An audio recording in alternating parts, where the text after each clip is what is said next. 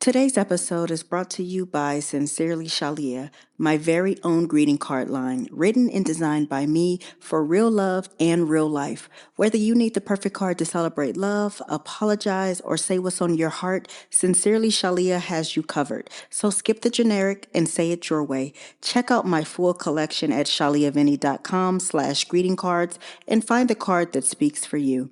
I can't wait till you guys check them out. And don't forget to let me know what you think. I love you guys.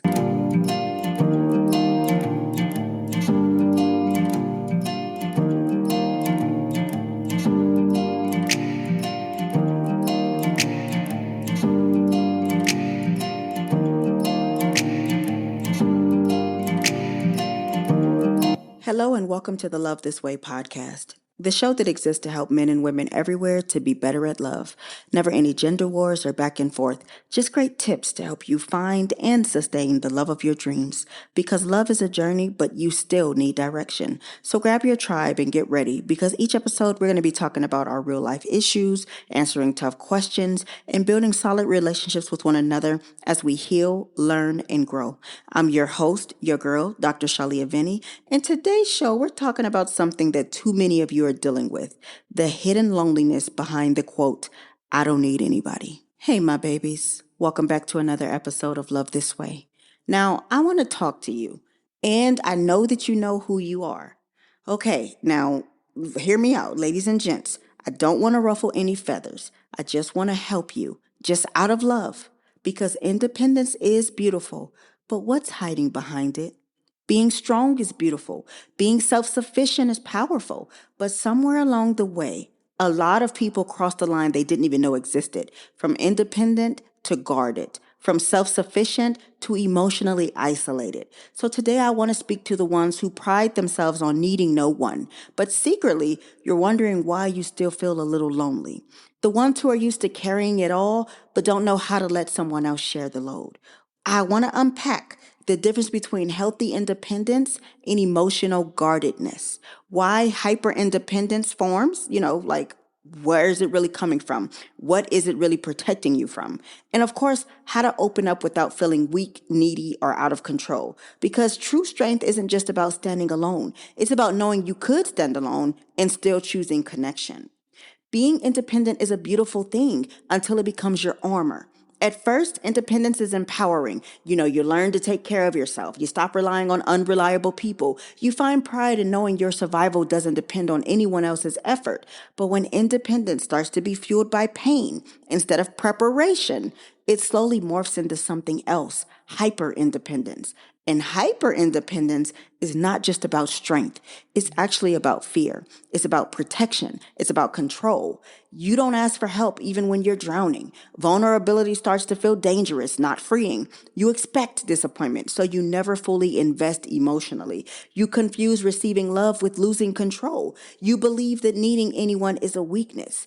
Independence says, I can do it alone if I need to. But guardedness says, I won't let anyone else close enough to ever need them. One comes from empowerment and the other one comes from fear. And when fear drives you, even love can start to feel like a threat instead of the gift that it should be. Here's the part that no one talks about.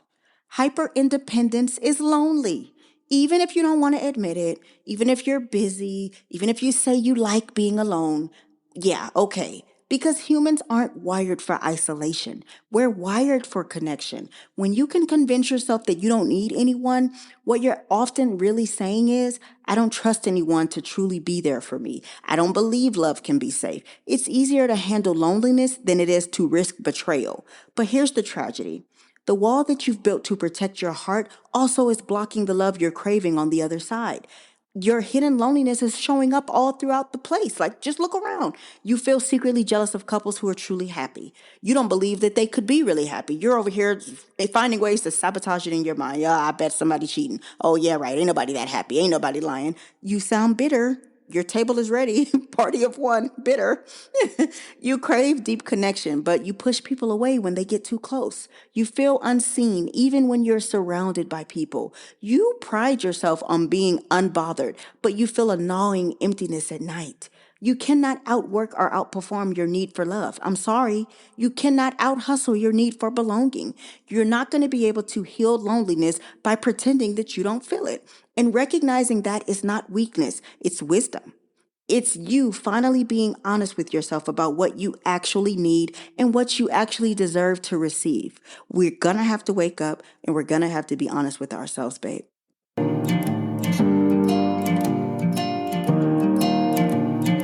Hey, friend. If you're tired of those generic impersonal greeting cards, I've got you covered. Sincerely Shalia is my very own greeting card line, written and designed by me to help you say what's really on your heart. Whether it's love, apologies, or just because, these cards speak for you. Skip the cookie cutter messages and send something real. Check out my collection at shaliavinny.com/greeting cards and find your perfect card today. So, of course, we've been discussing being independent versus being guarded.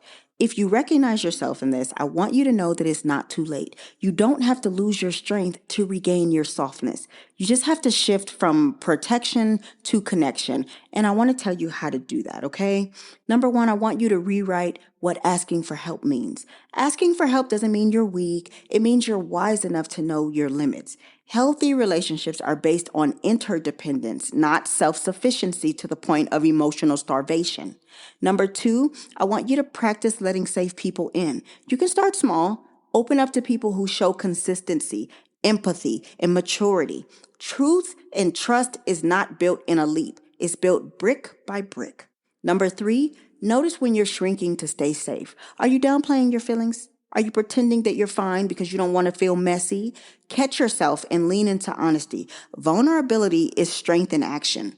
Number four, I want you to celebrate rest, not just resilience. Strength isn't just surviving pain, it's allowing peace. You're allowed to rest and you're allowed to exhale. Love shouldn't feel like a battlefield you have to fight alone. Number five, I want you to set boundaries that let love in, not just keep pain out. This is the one right here. Because boundaries are not just walls, they're gates. They keep out the harmful but allow in the good. Build them wisely, not to isolate yourself, but to protect your peace while allowing connection. Wanting someone who is both emotionally available and emotionally healthy is not too much. It's what real love requires. Here's what I want you to remember.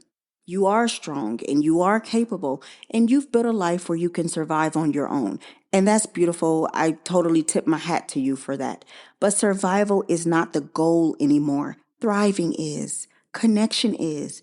Being seen, known, and loved fully is. You don't have to carry everything alone just because you can. You don't have to harden your heart just to protect it. You know you can be powerful and tender. You can be independent and open.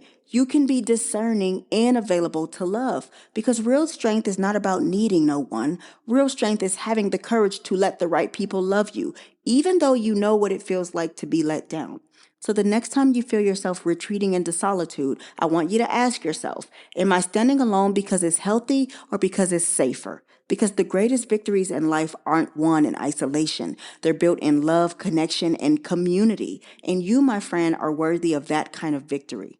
Now, if you need more help, you know you can always go to shaliavinny.com and book a one-on-one session with me. I love you so much. I'm going to see you on the next episode. Today's show is brought to you by Sincerely Shalia, my greeting card line.